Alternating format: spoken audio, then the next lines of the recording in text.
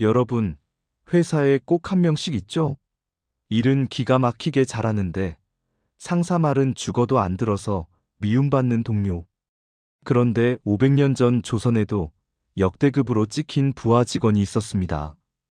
병조 판서의 청탁을 단칼에 거절하고 왕의 질투 때문에 죽을 고비까지 넘겼던 남자.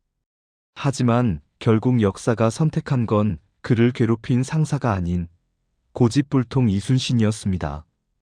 그가 어떻게 미움을 존경으로 바꿨는지 지금 바로 확인하시죠.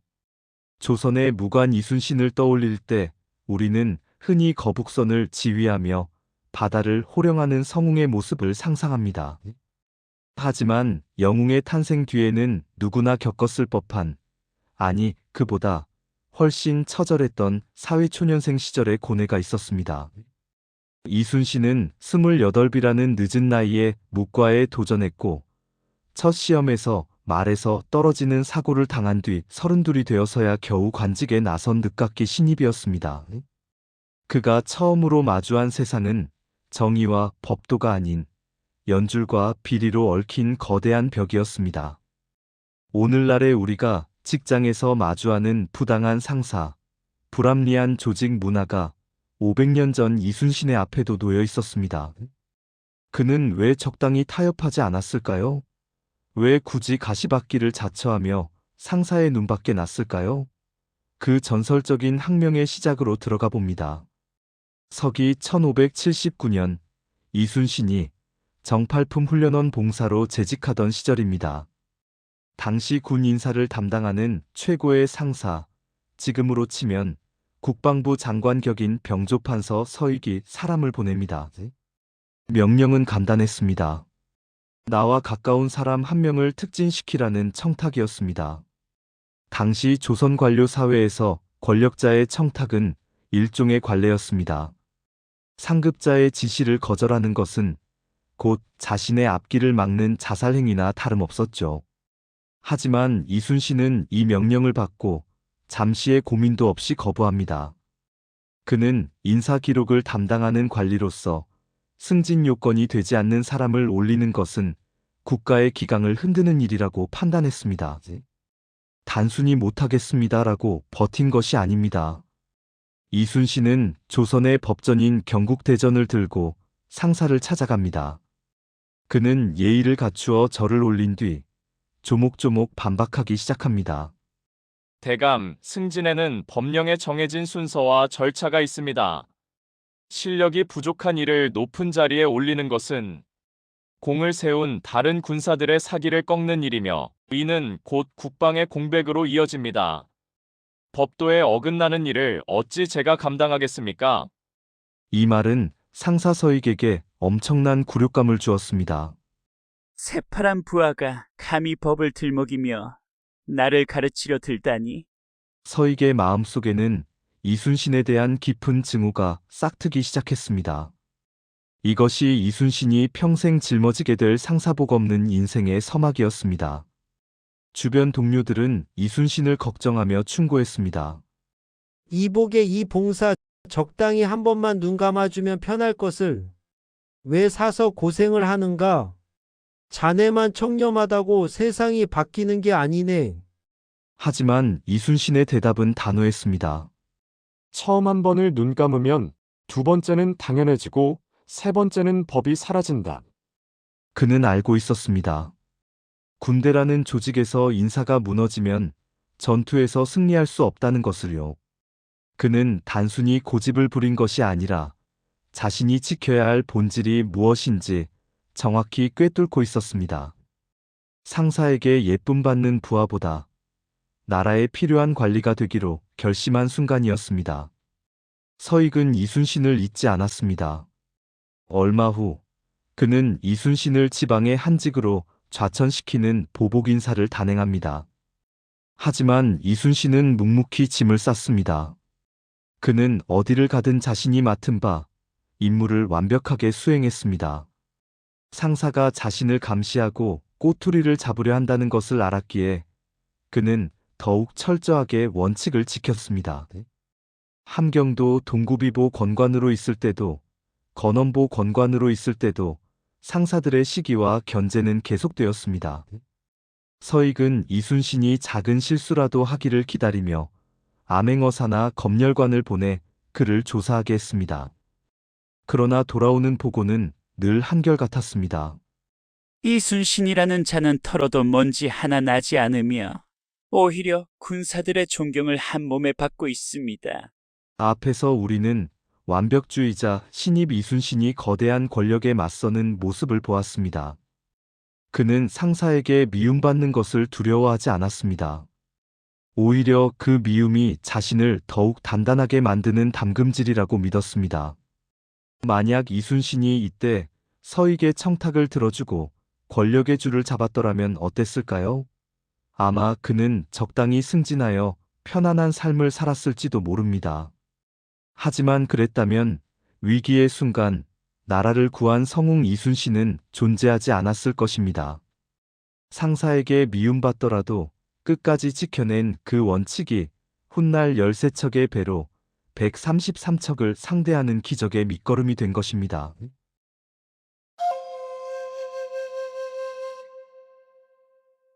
훈련원에서의 강직한 태도로 권력자 서익의 눈밖에 났던 이순신은 결국 함경도라는 척박한 북방의 최전선으로 밀려납니다.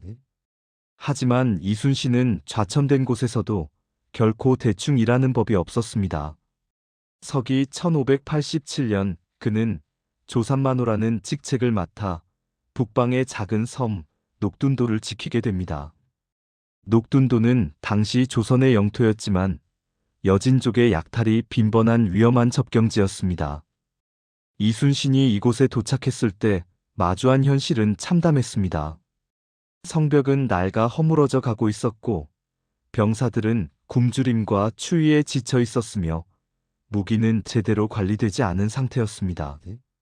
상사들은 변방의 작은 서민이 적당히 관리하다가 오라고 말했지만 이순신의 눈에는 언제라도 몰려올 수 있는 여진족의 위협이 선명하게 보였습니다. 이순신은 곧바로 보고서를 올립니다. 그의 직속 상사는 당시 북도병 마절도사였던 이일이었습니다.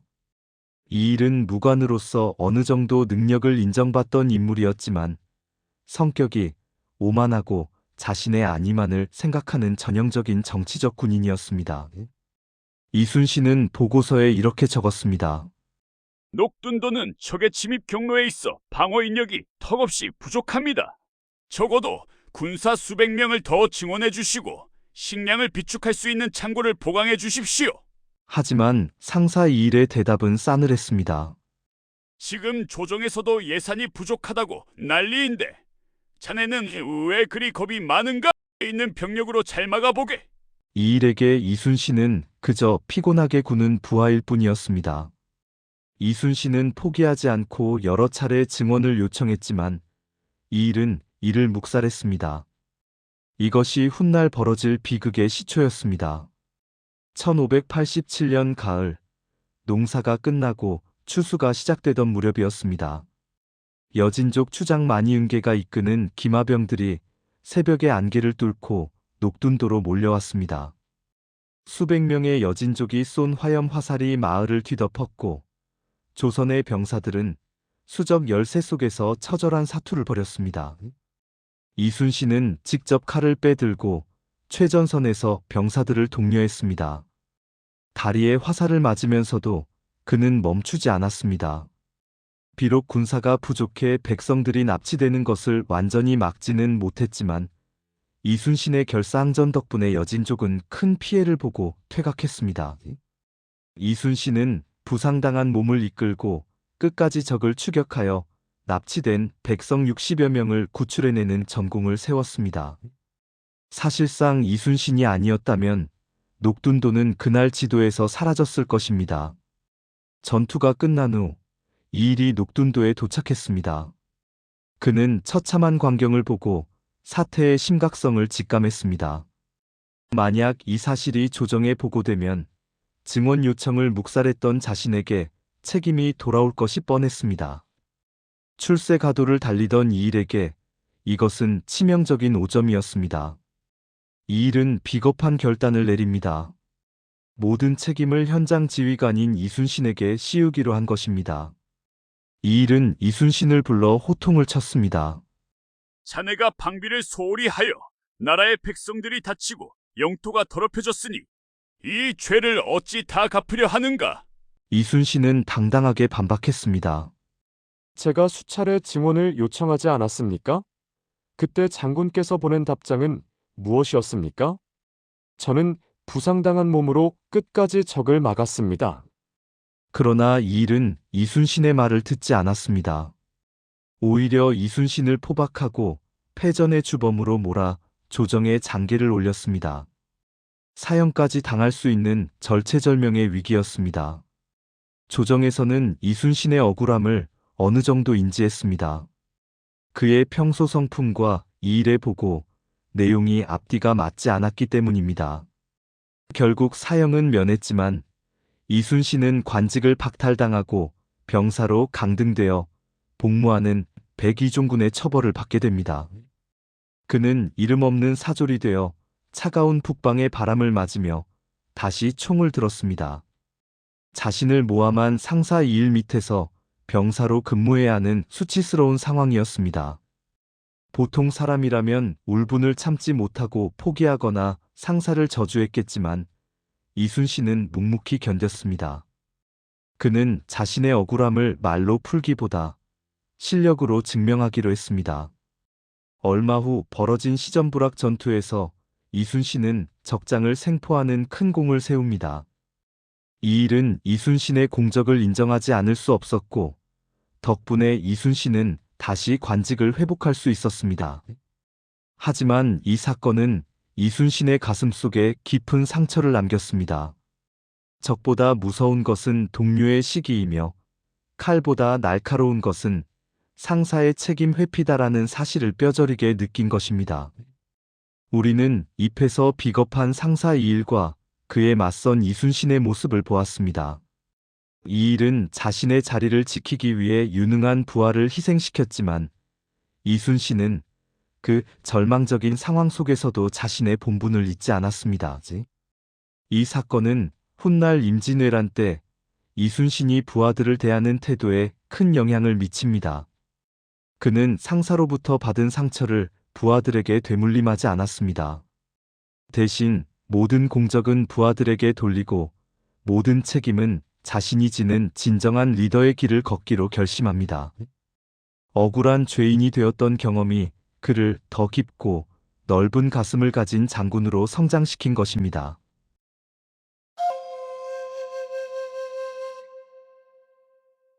(1592년) 임진왜란이 발발하자 조선은 순식간에 불바다가 되었습니다.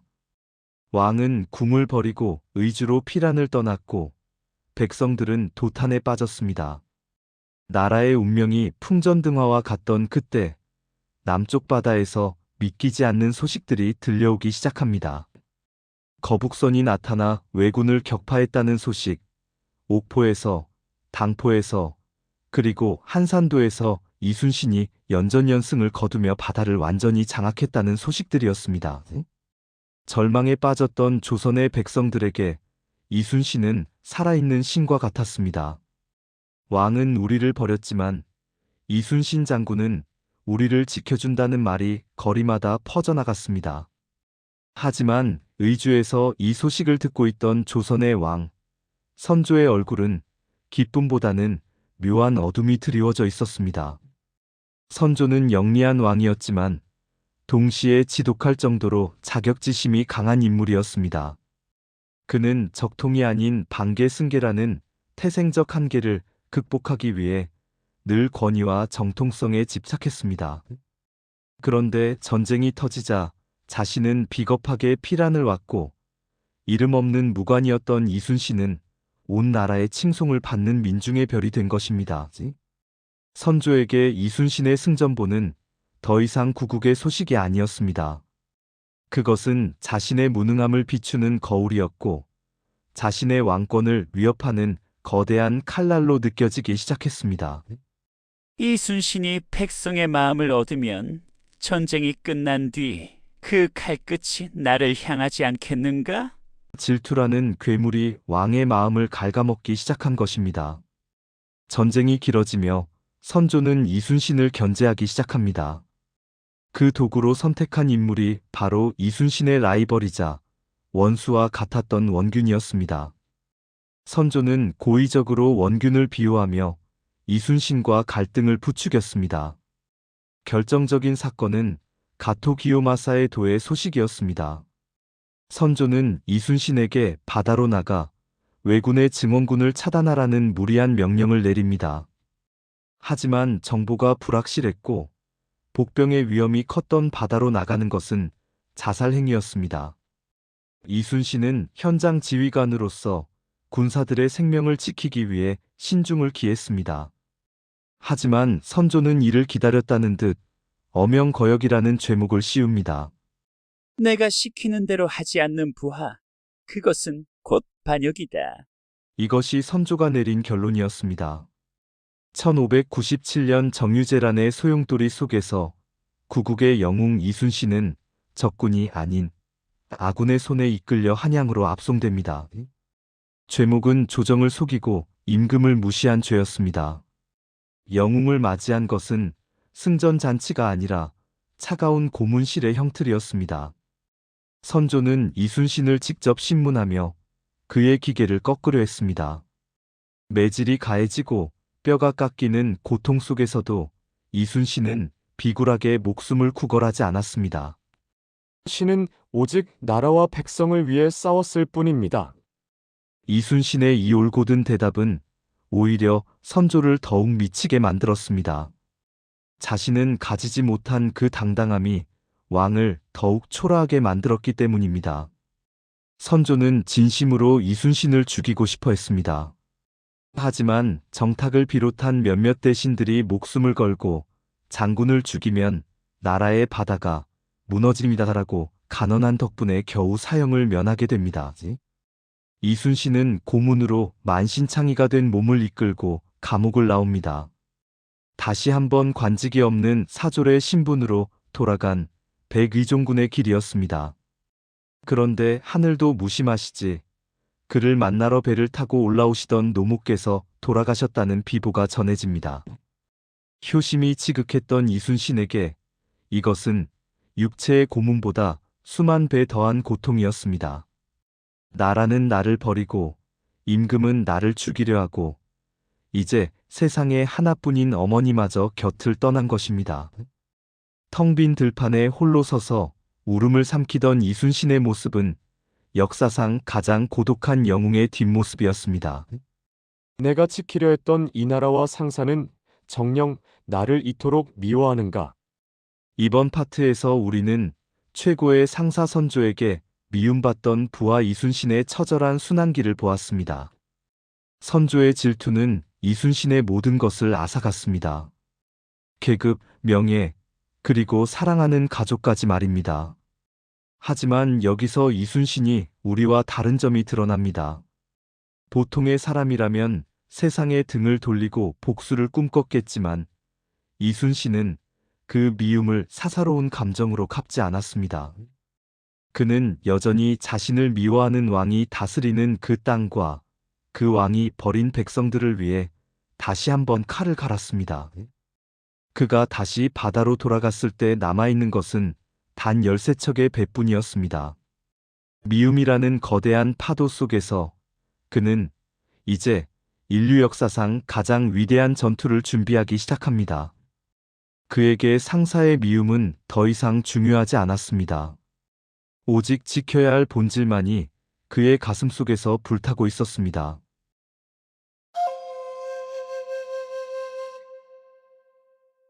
이순신이 고문으로 망가진 몸을 이끌고 다시 남쪽 바다에 도착했을 때 그를 맞이한 것은 승전의 함성이 아니라 타버린 배들의 잔해와 병사들의 울음소리였습니다. 이순신이 감옥에 갇혀 있는 동안 그의 라이벌이자 상사 선조의 총애를 받던 원균은 칠천량 해전에서 조선 수군을 완전히 괴멸시켰습니다. 판옥선 수백 척은 바다 밑으로 가라앉았고 숙련된 병사들은 뿔뿔이 흩어졌습니다. 선조는 이 참혹한 결과를 보고받고 뒤늦게 후회했지만 여전히 비겁했습니다. 그는 이순신에게 다시 삼도수군 통제사라는 직함을 내려주며 이렇게 말합니다. 수군을 폐지하고 육군에 합류하라. 이제 바다에는 희망이 없다. 이것은 상사가 부하에게 내린 사실상의 포기 선언이었습니다. 하지만 이순신은 그 절망의 끝에서 역사를 바꿀 짧은 문장 하나를 올립니다. 신에게는 아직 12척의 배가 남아있어옵니다. 이순신이 가진 것은 단 13척 나중에 한 척이 합류뿐이었고 몰려오는 왜군은 무려 133척이 넘었습니다. 10배가 넘는 적을 상대해야 하는 상황에서 병사들은 공포에 질려 있었습니다. 상사조차 버린 군대, 희망이 보이지 않는 전쟁터에서 이순신은 병사들을 모아놓고 호령합니다. 살고자 하면 죽을 것이요. 죽고자 하면 살 것이다. 필사즉생 필생즉사. 이것은 단순히 용기를 북돋는 구호가 아니었습니다. 자신을 죽이려 했던 상사, 자신을 모함했던 동료들, 그리고 사랑하는 가족을 앗아간 이 가혹한 운명 앞에서 이순신 스스로가 내린 결론이었습니다. 그는 상사의 명령인 수군 폐지를 거부하고 오직 백성을 지키겠다는 일념 하나로 사선에 섰습니다. 상사에게 미움받던 부하는 이제 상사의 명령보다 더 높은 가치인 생존과 승리를 위해 자신의 목숨을 판돈으로 걸었습니다. 1597년 9월 16일 전라도 진도와 육지 사이의 좁은 바닷길인 울돌목에서 인류 역사상 가장 위대한 전투가 시작되었습니다. 거센 물살이 소용돌이치는 그곳에서 이순신은 홀로 대장선을 몰고 나갔습니다. 겁에 질린 다른 전선들이 뒤로 물러나 있을 때 이순신의 배는 수십 척의 왜군 함대에 포위되었습니다. 이순신은 직접 북을 치며 병사들을 독려했고 화포를 쏘아 올리며 적의 접근을 막았습니다. 13척 대 133척의 싸움은 상식적으로 불가능한 도박이었습니다. 하지만 이순신은 울돌목의 조류가 바뀌는 순간을 정확히 꿰뚫고 있었습니다. 물살이 바뀌며 왜군의 배들이 서로 부딪히고 엉키기 시작했을 때 이순신은 총공격령을 내렸습니다. 미움받던 장군의 칼날이 왜군의 목을 베었고 바다는 왜군의 피로 붉게 물들었습니다. 결과는 기적이었습니다. 조선 수군의 배는 단 한 척도 침몰하지 않았고 왜군은 30여 척이 부서진 채 패퇴했습니다. 명량의 대승 소식이 전해지자 조선 팔도는 환호성으로 가득 찼습니다. 하지만 이순신은 승리의 기쁨을 만끽할 여유조차 없었습니다.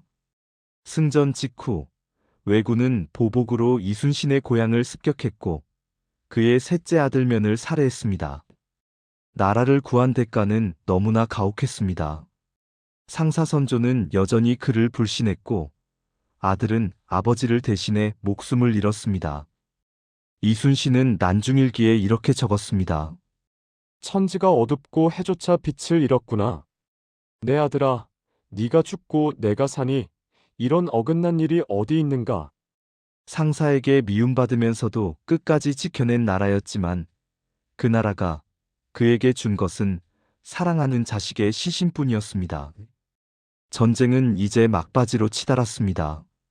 왜군은 퇴로를 찾아 도망치려 했고 명나라 수군은 적당히 길을 열어주려 했습니다. 하지만 이순신은 단호했습니다. 이 원수들을 한 놈도 살려보낼 수 없다. 상사 선조조차 명나라의 눈치를 보며 전쟁을 빨리 끝내고 싶어 했지만 이순신은 끝까지 완벽한 승리를 원했습니다.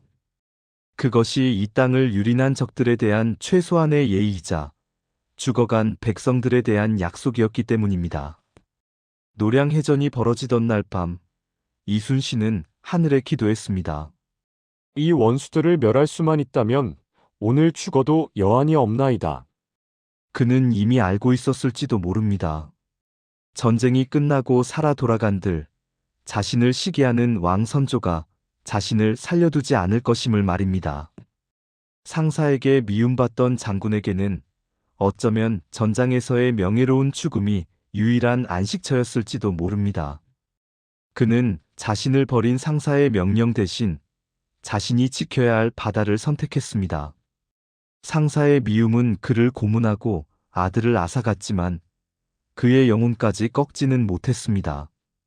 명량에서의 승리는 단순히 기술적인 승리가 아니었습니다. 그것은 미움받는 부하가 존경받는 리더로, 그리고 역사의 성웅으로 거듭나는 순간이었습니다. 이제 이순신은 한 개인의 부하가 아니라 민족의 운명을 짊어진 거인이 되었습니다. 그리고 그는 이제 자신의 마지막 무대인 노량의 차가운 바다로 천천히 발걸음을 옮깁니다.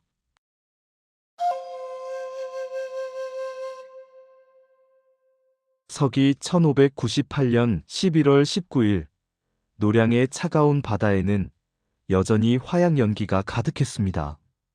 도망치려는 왜군과 이들을 끝까지 섬멸하려는 조선 수군의 마지막 사투.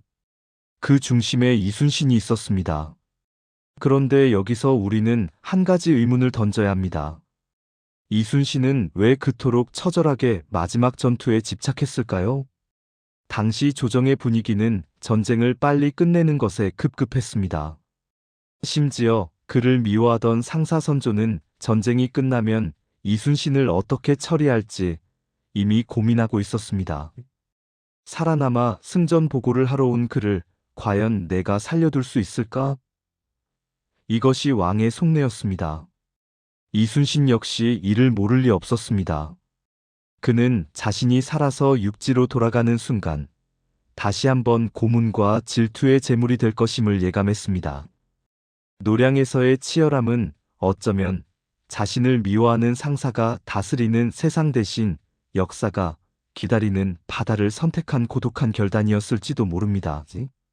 이순신이 전사하기 직전 남긴 것으로 알려진 나의 죽음을 알리지 말라는 유언은 단순히 군사의 사기를 위한 전략적 선택이 아니었습니다.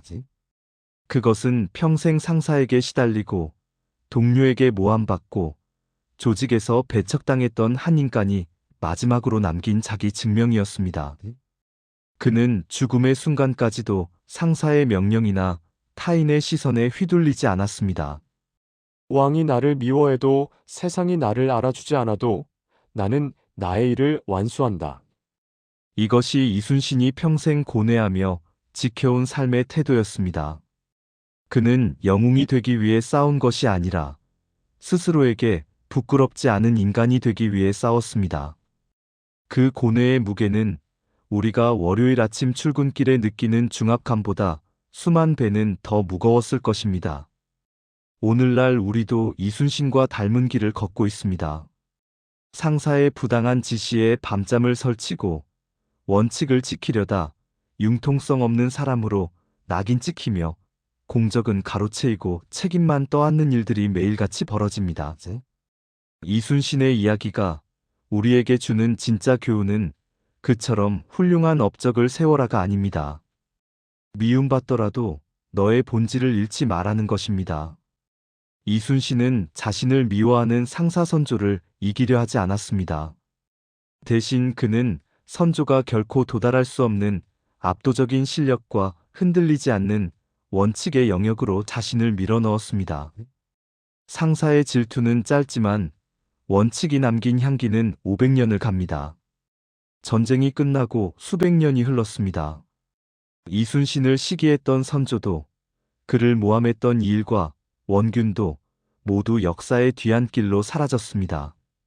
하지만 미움받던 부하 이순신은 여전히 우리 곁에 살아 숨쉬며 묻습니다. 당신은 무엇을 위해 미움받고 있는가? 당신이 끝까지 포기하지 않을 단 하나의 원칙은 무엇인가? 상사에게 미움받는 것을 두려워하지 마십시오.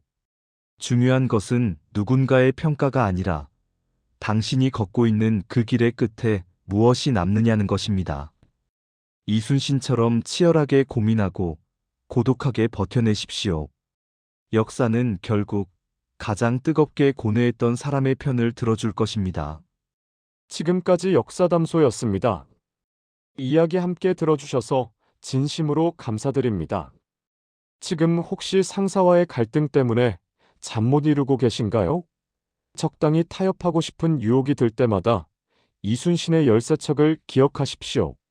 나를 미워하는 사람을 이기는 유일한 방법은 비난에 맞서는 것이 아니라 대체 불가능한 결과를 증명하는 것입니다. 여러분의 본질은 반드시 빛날 것입니다. 오늘 영상이 여러분의 삶의 작은 용기가 되었다면 구독과 좋아요 부탁드립니다. 다음에 또 다른 인물의 숨은 이야기로 찾아오겠습니다. 교과서에는 적히지 않았지만 그래서 더 인간적이고 더 깊은 삶의 흔적이 남아있는 이야기 말입니다. 시청해주셔서 감사합니다.